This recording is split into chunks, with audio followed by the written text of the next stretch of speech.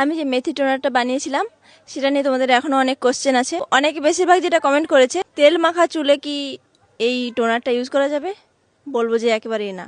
কারণ দেখো, কোনো একটা জায়গায় যদি প্রথমে তুমি তেল লাগিয়ে নাও, তারপর যদি কোনো জল টাইপের কোনো জিনিস দাও, সেটা কি থাকবে? থাকবে না, কোনো কাজই করবে না তখন টোনারটা। যেদিন তুমি শ্যাম্পু করবে তার আগের দিন রাত্রে ফার্স্ট এই টোনারটা ইউজ করে নেবে। চুলটা শুকিয়ে গেলে তেল মেখে চুলটা বিনুনি করে ঘুমিয়ে পড়বে, ব্যাস, তাহলেই হয়ে গেল। আর আমি আমার হেয়ার জার্নিতে শুধু যে এই টোনারটা ইউজ করেছি এমন না, অনেক কিছুই আছে, সেগুলো ধীরে ধীরে আসবে।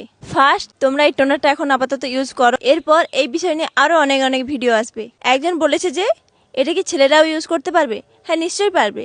আরেকজন কমেন্ট করেছে ফ্রিজে স্টোর করে না রাখলে কিছু কি হবে? দেখো, এখন তো গরমকাল, ফ্রিজে না রাখলে ওটা নষ্ট হয়ে যাবে।